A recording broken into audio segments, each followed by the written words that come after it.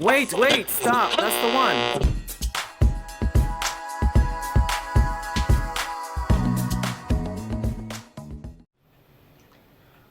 Welcome to ZEN TENN Speaks, a show where I make new friends and reconnect with old ones. A show where everyone's stories may inspire you to tell your own story. In this podcast, we encourage everyone to get rid of shame, guilt, fear, doubt, and judgments for themselves and for others, and replace those with love, empathy, compassion, understanding, kindness, and to do your best in everything that you do.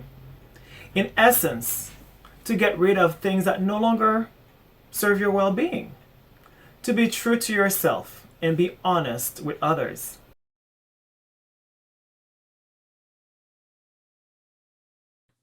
Hey, Mac.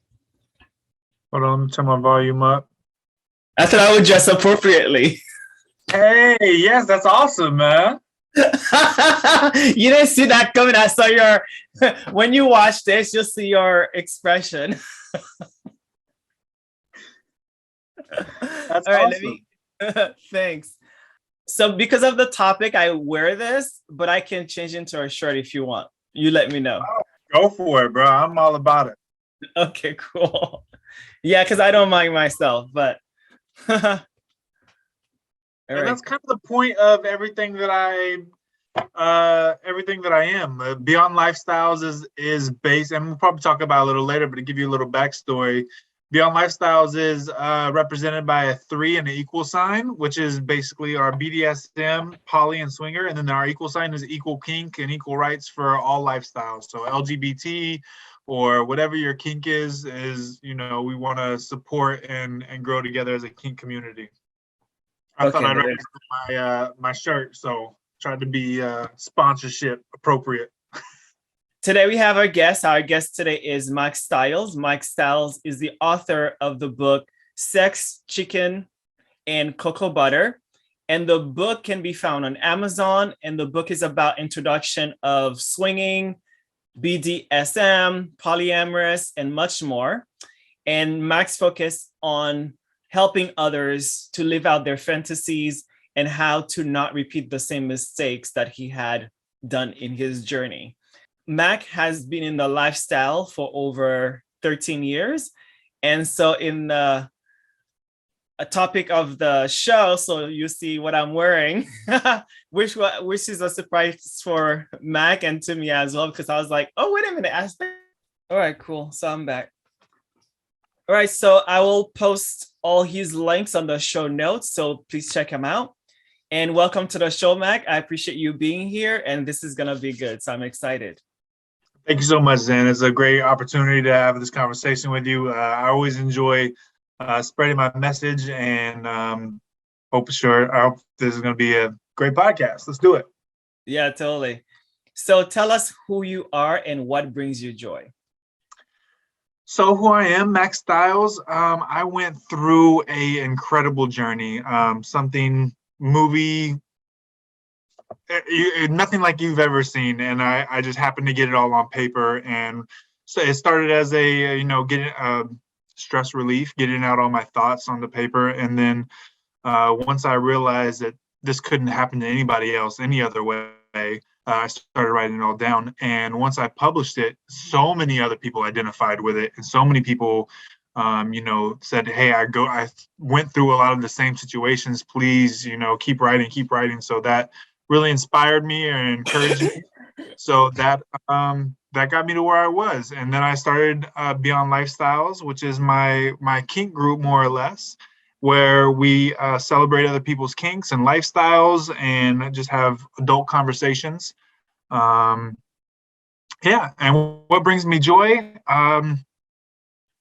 I'm recently married again, right? So you'll see in my second book how everything happened. But my wife right now is bringing me a lot of joy. We're having a lot of fun. This is our first time in America. She's Brazilian, and we have been traveling and, just having a blast right now. Awesome. Wow, that's great. So you're traveling. So is the traveling just for pleasure or for promoting the book or for business? Yeah, so I try to turn everything into book promotions and having fun because I want to spread my message and I want my wife to have fun as well. So it's both. I definitely find a way to make it both. For example, I just went to Virginia the other day and had people asking me for autographs. So I took the drive to see out some fans and sign some books. So it was awesome. Nice, nice. In the business that you're in, how important it is to get rid of shame, guilt, and fear that one has for themselves due to the judgments of others. This is a constant battle, and I'm glad you brought it up. To me, for me, and I'll speak a lot of myself personally, and hope others relate. I'll tie this back into my book. I tried so hard at first to be the perfect father, the perfect husband, the perfect, everything I was supposed to be, and I just couldn't. I wasn't happy. My wife wasn't happy at the time, and I wasn't true to myself, concerned with what other people would think. And still, a lot of it, lifestyle stuff. You can't bring it out to work. You can't be completely open with everything. So it's hard for a lot of people. So I think being true to yourself has given me a lot, or being true to myself has brought me a lot of happiness. Just knowing what you want to do, who you want to be, and just being unapologetically yourself. I hope that answers your question, because I really believe that if you're yourself, you're a lot happier. Because prior, I had all the money. I had houses, I had cars, I had no problem getting the things that I want, but I was miserable. And now that my ex-wife has all my money, but I'm much more happier. So it was definitely worth it. Right. Yeah, most certainly. It is very important to be happy within yourself. You don't need to go and advertise what you do in private, but at the same time, if you're ashamed of those things, it's going to bring depression and stress and all this stuff who's going to find out. I got an email from somebody that says, this is your password in your email, and we can hack your camera and show you jerking off to porn. And I was going to respond, and I just didn't respond, but my response would be like, please do make me famous. And while you're at it, is my OnlyFans tag. Exactly. And my hamster. Like, go for it. Like, the fuck? Please promote my OnlyFans. Yes. Yeah, it's so stupid. And so I do get it. It's sad that I have a big guess it's probably because of religion, how people are so ashamed of body and the sex act that mostly all of us do. So I'm totally over that. Like 2020, I got an OnlyFans, although, well, I won't say it. I got an OnlyFans. Oh, yeah, say it. Oh, I'll edit that part out, but there's no nudes on there, and people go and they expect nudes, and I still make my money. But you know what? I need to do that. My OnlyFans is all nudes, so it just happens to be my wife. I just help promote my wife. Nobody comes to see Mac. Yeah, it's a trick that I learned. There's a girl that says she just take pictures of her ankles and her feet, and guys go in there, they're thinking they're gonna sue for JJ, and they're wrong, and she make thousands a week. never post the full, Monty. You never post the full. You just you upcharge for all that. If you want to do that, you upcharge. Yes, definitely. I sold a 3 minutes video for $20. I was like, who's gonna buy it? And it did. I was like, wow, okay. I've sold. Oh, I won't say that either. I've sold some quite a few 3-minute videos. We won't say how much. Yeah. Yeah, it works. So with the shame and the guilt and the fear that someone's gonna find out, I saw, especially in 2020 when OnlyFans was booming, how teachers were online being all sad that they got fired. And I'm like, she's like, I make more than my teaching salary and I got fired. And I was like, then what are you crying about? Like, Keep going. You got to find out. Keep going. Yeah. Now you don't have that same restraint on you. See what you can possibly do now. Exactly. So what is the style about? Like, let's say someone don't know what is. Oh, the lifestyle? Yeah, what is lifestyle? You asking me about that.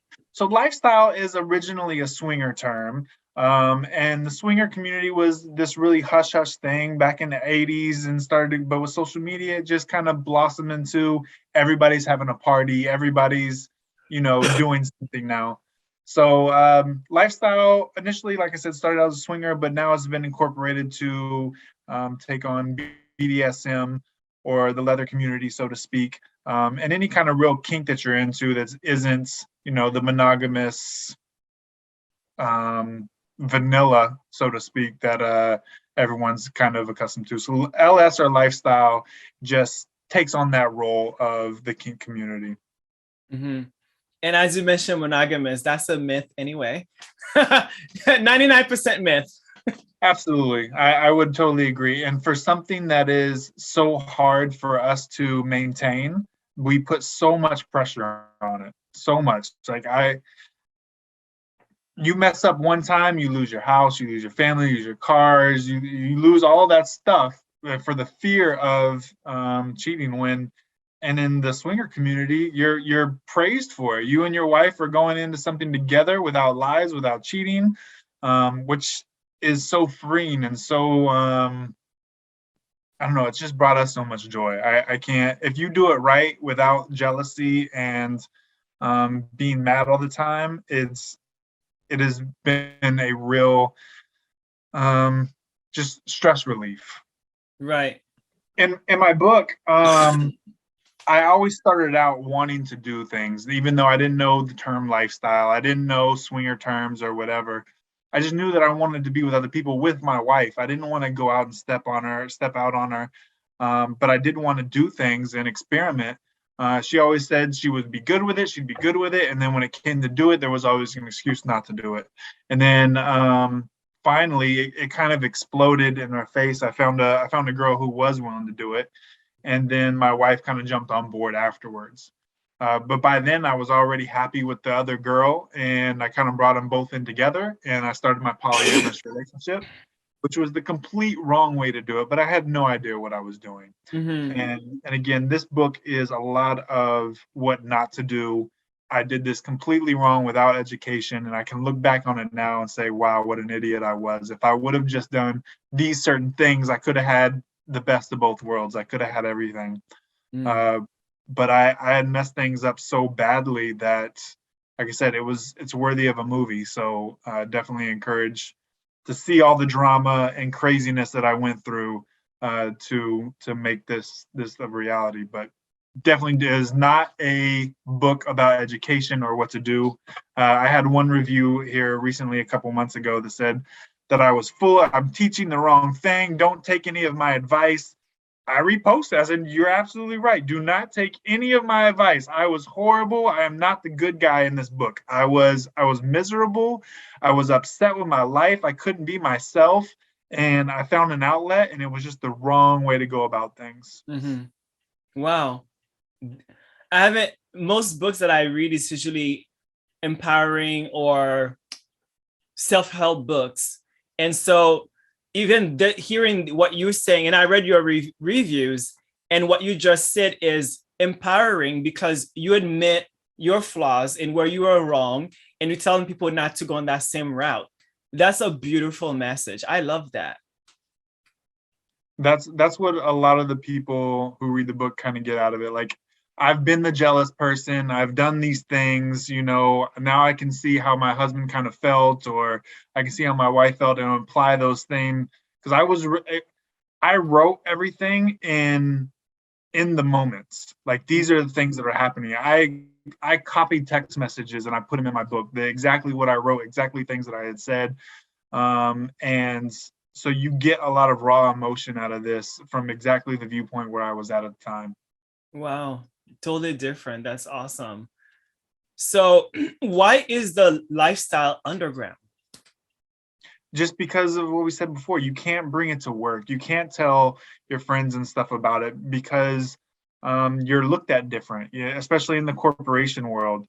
In the podcast and Facebook, social media, on computer, you can be whoever you want to be, and that's very freeing. But in the real world and corporate world, um, it's still looked down on, and a lot of that comes with people have clearances or don't want to see people don't want to see have their business out on the streets, so to speak. Mm-hmm. And so that is still, I mean, I think the LGBTQ community went through a lot of that too. Now it's very open and everybody can wave their rainbow flag freely and proudly, which they should be able to. It's just not that way for swinging communities or more or less maybe poly communities at this moment. But I'm hoping that it would be one day. I thought with 2020, everything that didn't work should be out of the window or in the trash basket.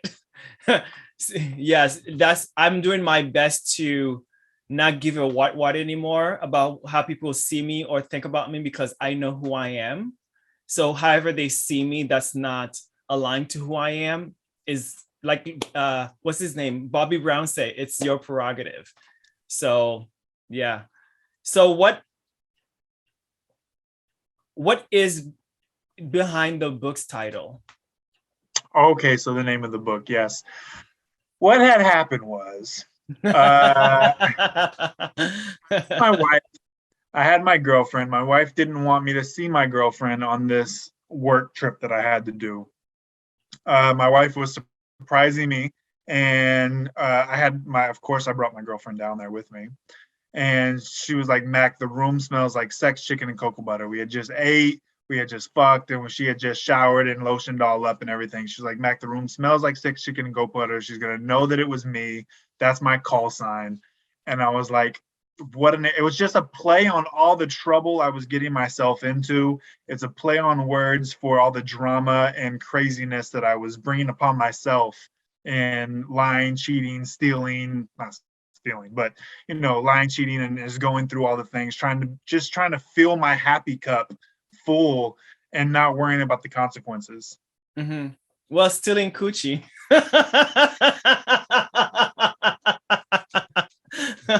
Oh, going back. It was given freely. I don't know. That was still a little rapey. I wasn't stealing no coochie.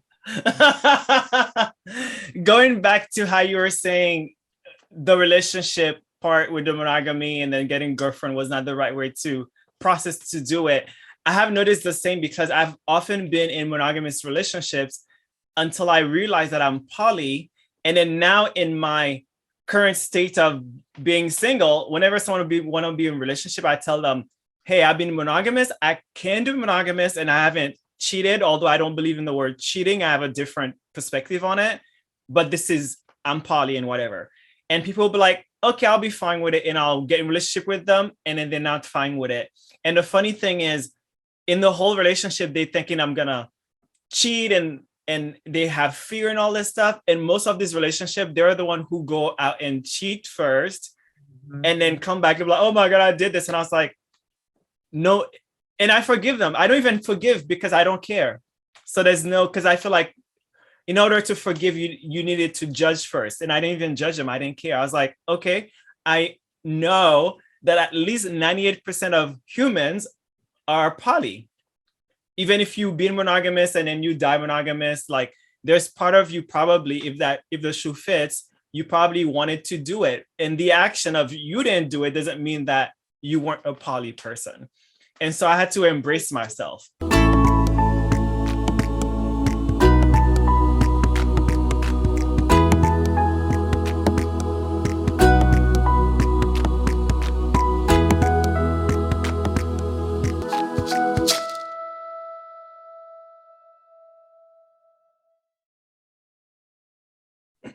I'll rebuttal that. I don't know if we're using the word poly in the right sense.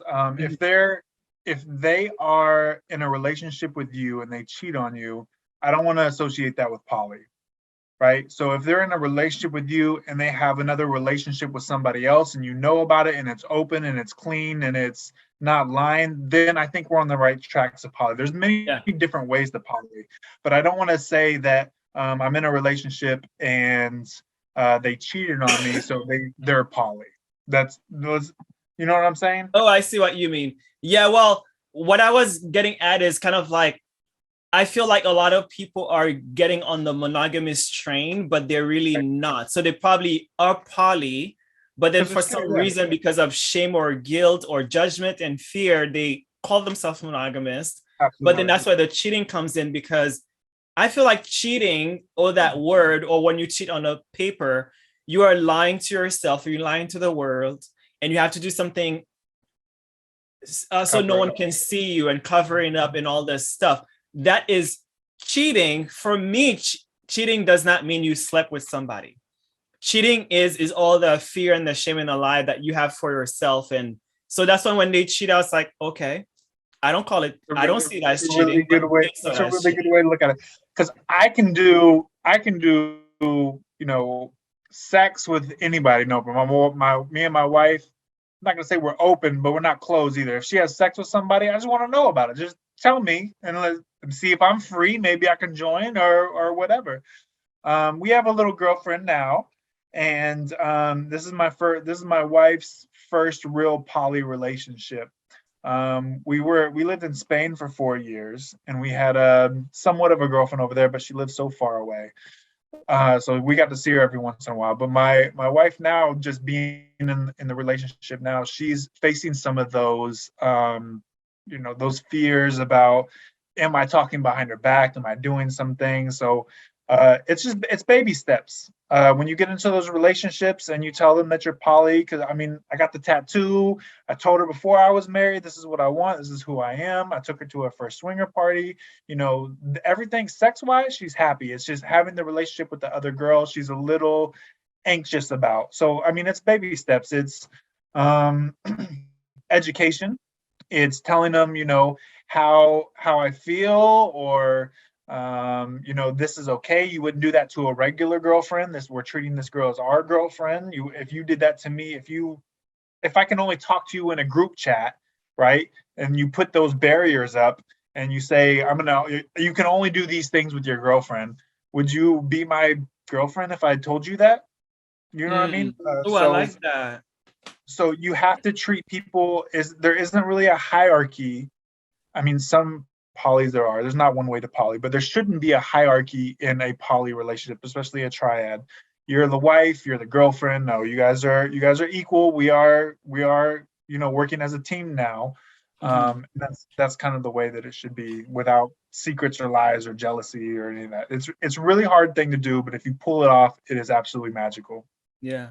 I haven't been in a successful even poly relationship, but the way I would think it would work is to get a relationship with another poly person who agrees to be poly, instead of someone who's either on the fence, who doesn't know, or who thinks they're monogamous, because then there's going to be all this drama, right?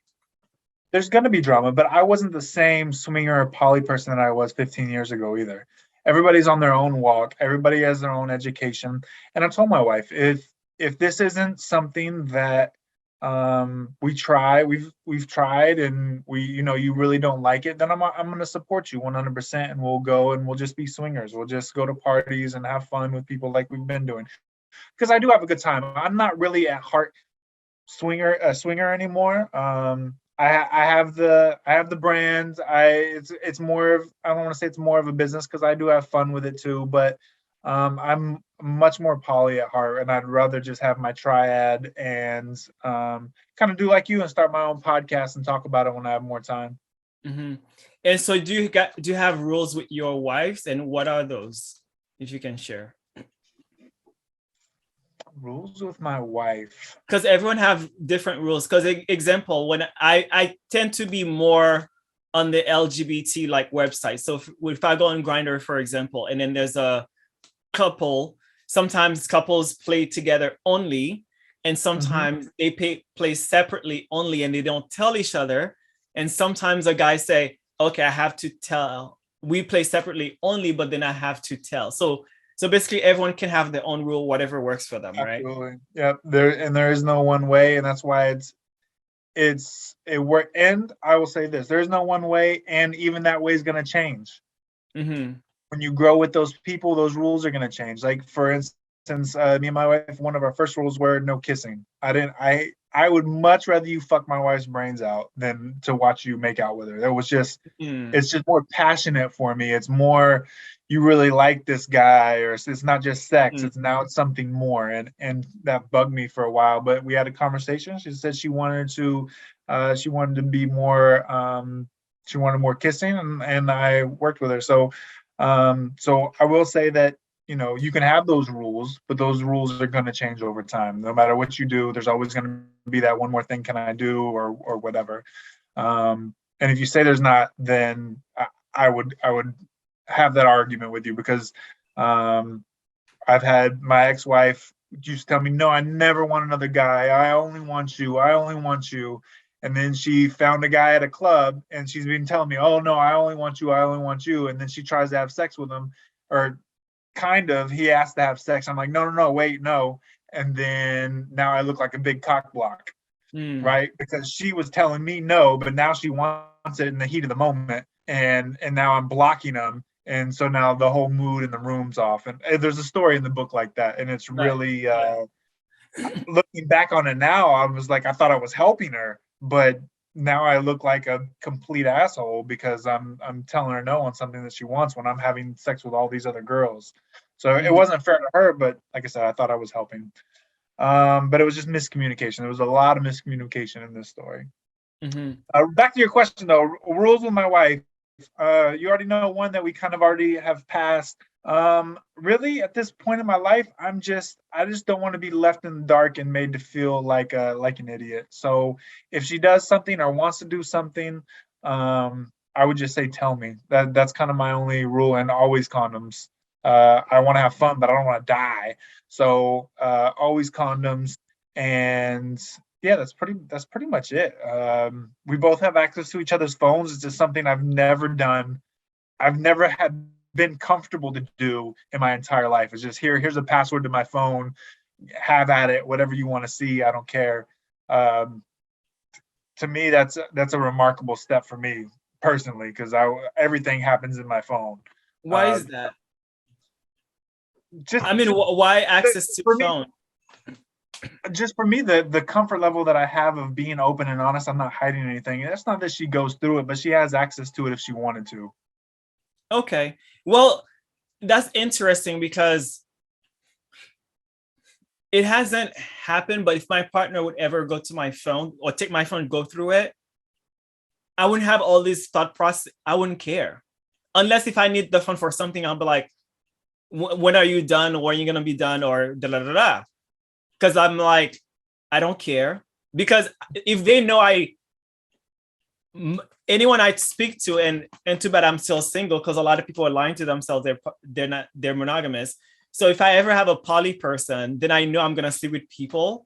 And so if they want to go in my phone for whatever reason, I don't care because it's not like I have something to hide. Just like if anyone would go through my desk or go through my bag, it's like I don't care. But I do get it. Maybe it's because there's like jealousy there behind all that, or So for in my prior relationship, I was so bad. Well, I mean, it was all lies. So I was married to one woman, but I was having another. I was leading this double life with somebody I was happy with. So I was making fake orders so that I could leave. I was coming up with excuses with friends I didn't have. I was just lying and lying and lying to keep up with another lie, to keep up with another lie. And all of it was in my phone. If she just clicked on the right message, you know, mm, and we're talking my wife, somebody I do care about. I didn't want to lose my wife.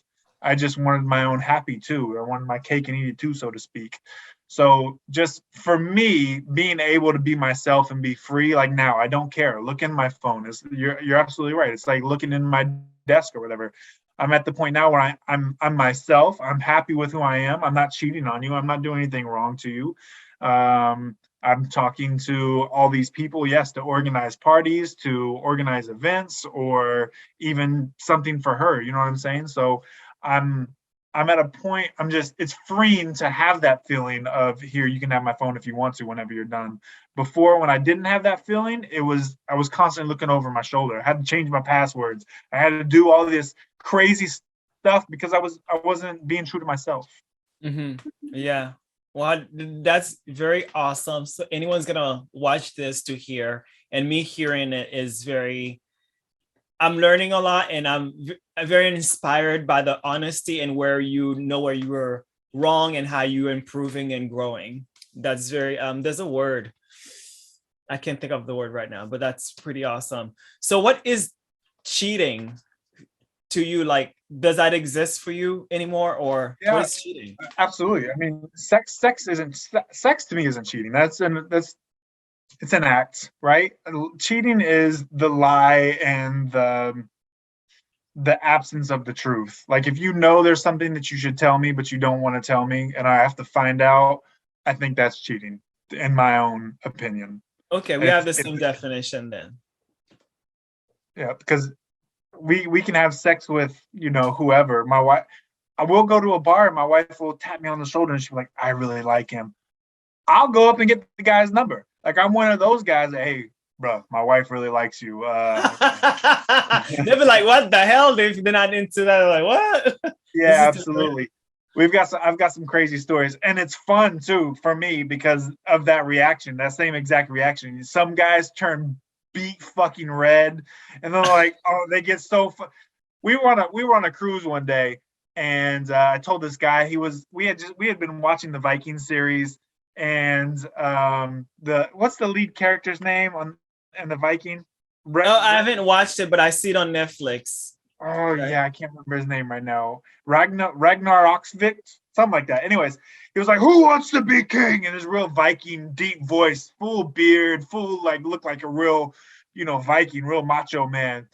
And my wife was like, "Oh, I really like him."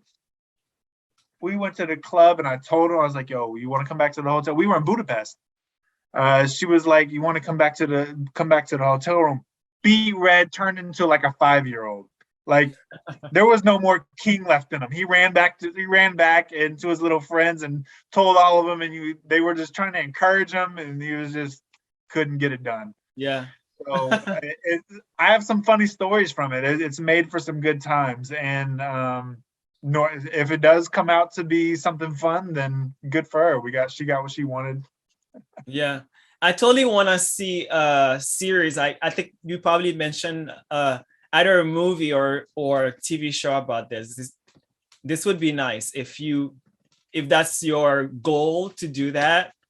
Absolutely. I'll totally if I could, writing a book and writing a screenplay or writing a movie is two totally different things. I'm completely lost. I'm still trying to YouTube and try to even get my feet wet to find out how to do this. Yeah. But I would love it. There's a lot in here where I think would make an amazing movie. Yeah, certainly. Or even like one series show, that would be great. Just like that. Was it a movie or a show where the 50 Shades of whatever or something? I don't know if you saw that one. Gray, maybe, yeah. So I have the question. So I know you told me a lot of things, but what led you to write the book specifically? Like I said, it started out as almost a journal. I was writing as it was going, not believing that, oh my God, I can't believe I'm in this situation again.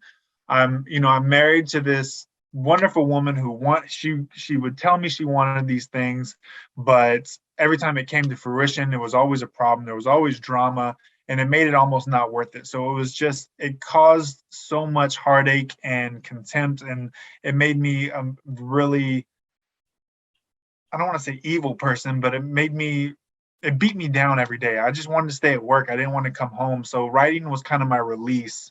And once I found out that, hey, I've got an amazing story here that people need to learn from and not do this, it became inspiring to me to be able to share my story for others, to make sure that, hey, they're not alone in their jealousy and problems that they're going through. And that's kind of been the overall feeling that I get back of people saying, hey, thank you for writing this because I understand what I'm going through more now. And that was my inspiration, because I would let a few people read it before I published it, obviously, and that was the feeling I got back, and that's exactly what I was going for. So I'm hopeful to reach more people. I'm hopeful to reach and share my stories so others know that they're not alone in the problems that they're going through. And I write in all of my books when I assign them, life is too short. Just be happy and find your happy and hold on to it. Yes, that's an important message. So you written about sex addiction. I don't and please forgive me in advance. I don't want to minimize your journey or anyone else's journey with sex addiction. I cannot understand that concept. So in a sense, I feel like it doesn't really exist. It's just another diagnosis for someone to have something about. But please tell me, what is sex addiction and what was your journey about that? Anything that you can't stop, right? So gambling, people are addicted to gambling. Would you agree that you could be addicted to gambling, the thrill? Because it's in the same category. Yeah, that's true. I could say that, but I feel I tend to be a deeper person. I feel like the gamble is not what they're addicted to. They're addicted to something else in their psyche. So the gamble is just happen to be that. Absolutely. Now apply that to the sensation of feeling good all the time and wanting to keep building on that feeling. You want to keep building on what's next. What can I do next? How's that next high that I'm going to get? How is that wrong? Say again? How is, because usually when people speak of sex addiction, it's like bad. How is that bad? I just don't get that. I am admitted sex addiction, and I'm not saying. Here's the deal. Here's how it's bad. It's bad the same way it is with gambling. You lose your house, you lose your wife, you lose your kids because you've lost all your money and you're lying about it, right? Okay. So in that same principle, I lost my wife. I lost my kids are in Florida. They're not with me anymore. I went to Spain for 4 years. I was in Cuba for 2 years. They didn't come with me because of all the stuff that I had done and with that wrapped around sex. Mm. Okay. All of that is what's wrong with it, because I didn't do it in an open, honest form. I was lying, I was cheating, I was stealing to get my high, to get my happy. Mm-hmm. So basically, if you're doing anything, and if that thing is a destroyer in your life, then it's not good. Okay, that makes sense. Yeah. Because I have a friend, he texted me and said, I'm gonna try to start jerking off less or not, or stop watching porn. And I asked him, I wanted to be supportive. So I asked him why. And he says, like, he feels bad, or like, I don't think he did not mention addiction, but like he felt like it was wrong that he was doing too much, whatever. And I'm like, I mean, if you're doing it in the bathroom at work, on your desk after hours, and things like that, or on the street or on the train, like you cannot help yourself, then you need help is serious. Right. But if you're just like doing it before you want to go to bed, or you're watching porn before you go to bed, even in your office at work, I wouldn't even say it's that bad. If it's with you, you're in your own private bubble or whatever. Now, if you're in the train, I mean, there's laws against it. So then you're going to start losing your house, your car. Yeah, people get in trouble when they do it in the office. So it's not worth it. Masturbation isn't hurting anybody. Like, if it's hurting yourself, then I guess, but you don't have to lie to anybody about it. So I wouldn't consider that, as me personally, as something that he has to worry about. I would let him be happy. Get to town, buy the whole big bottle of lotion. So self-pleasure, there's a thing about self-pleasure. Like I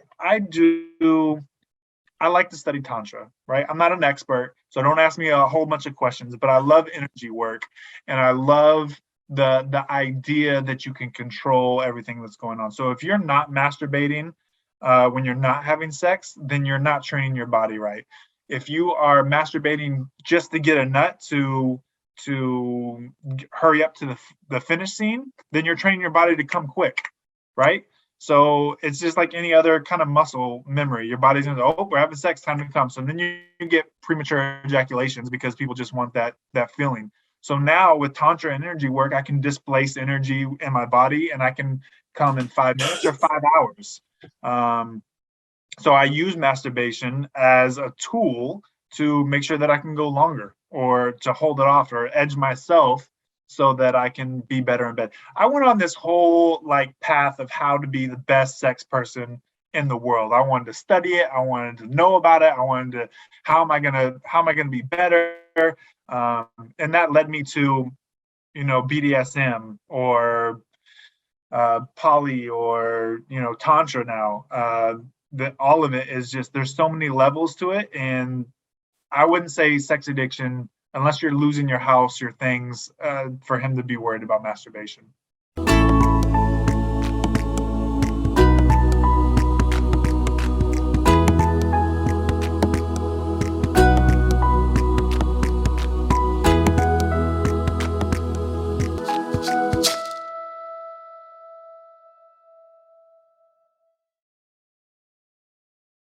Yeah, I totally agree as well. I got sick, and I guess because your body is prioritizing, I was sick for like, let's say maybe 12 days and I had no desire.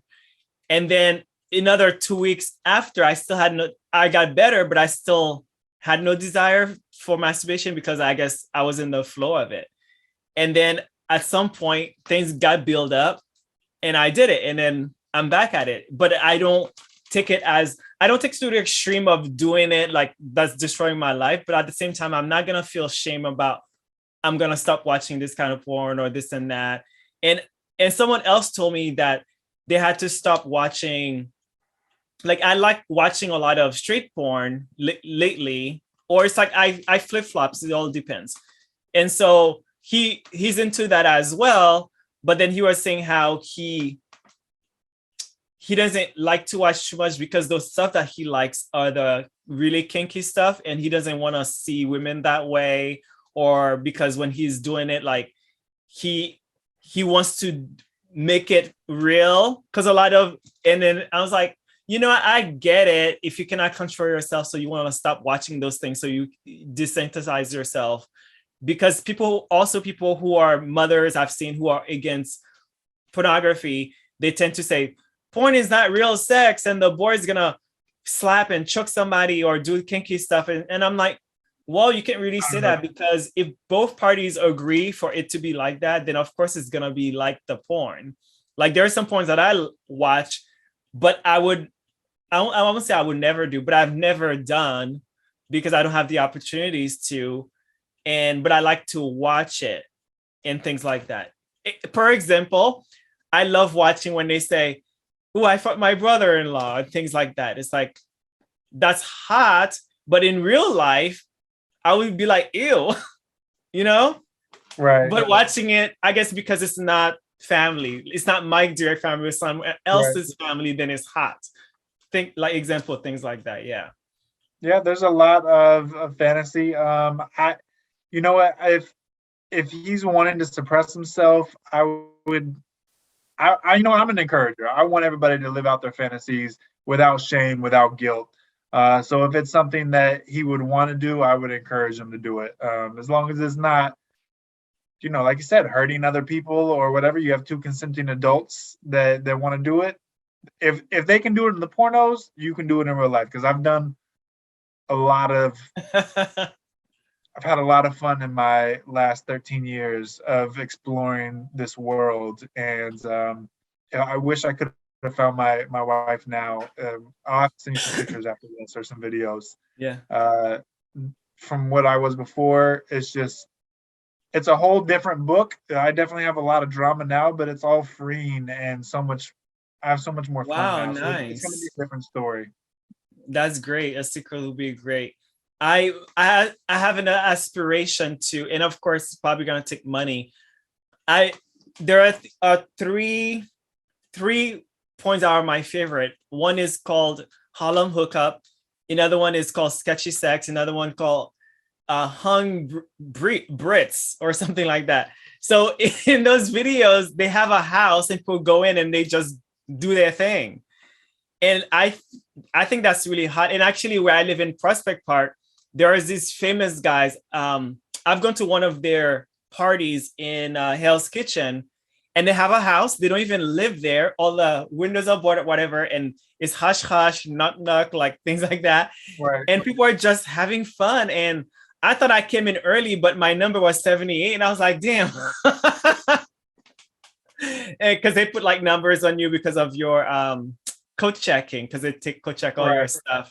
And I'm really inspired, and I want to have something like that. And I don't care about shame anymore. Like, if anyone hears about it, anyone will join me, like sponsor me, give me the money so it can happen. And if it's shameful for you, well, whatever, that's your business. How freeing is it to be around like-minded people?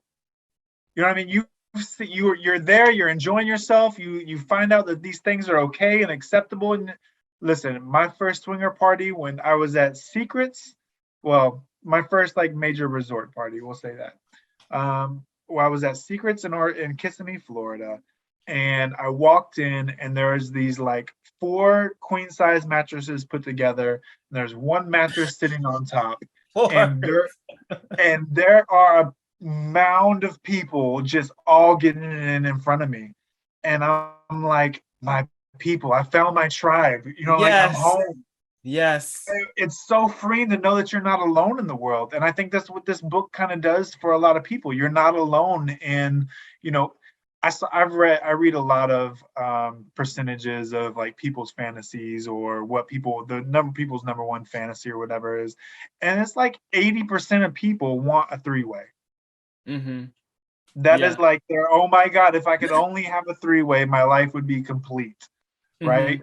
So when you find somebody or find a group of people that have that same energy, and you're able to do those things that you like, oh my God, I thought this was only on TV.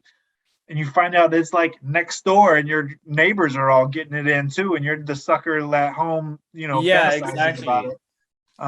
You just kind of you're left in the dark, and life's going to pass you by. So like, I want to encourage people that you're not alone. There's nothing new that you're going to come up with where you can't find somebody that is into the same things as you are. And there's so many opportunities to find your people and to find your tribe, so to speak, that social media brings to the table. You can do a couple keywords, and you're in a poly group, you're in a swinger group, you're in a whatever kink group that you can think of. Yeah. So my housemate told me about something called Fet Life. Right. I don't know if you've heard of Fet Life. And I was like, oh wow, this is cool. How people just being themselves. That's great. So what kind of events do you throw? Or do you throw any events, or you've been to events? Nope, I do throw events. Beyond Lifestyles is at like 10,000 people now. Yeah. So we throw events. Most of our group is Florida and Georgia, and because I've been up here, we've been, you know, adding a whole bunch of people from up north. We meet people, and those people, you know, basically they love my model wife. She's like I'm whispering this. She's like 28. She's from Brazil. She's like 5'10". She's incredibly hot, and so my name is Max Styles, but I'm mostly known as husband. That's how husband, the tall white guy. What's his name? That's mostly how I'm known. So people join the group. That's hilarious. And helps to meet my wife. But yeah, we host events all over. I'm having a birthday bash in PA, and then I'm having another. We're taking on a trip to Jamaica here in June, and then we're coming back, and we're hosting another.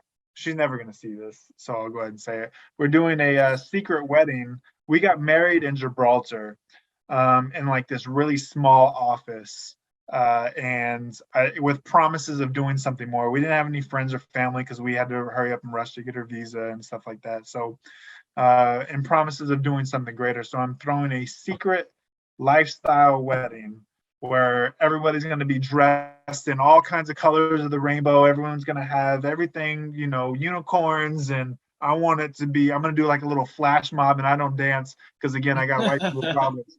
So, but I'm going to do it. I'm going to have fun with it. I got a group of people that are, supporting me. And so we're doing that event. It's going to be probably one of my most elaborate events in July this year. And then after that, we're hosting an event in August in Georgia, in Atlanta. And that's as far as I've gotten so far for 2022. That's cool. That's awesome.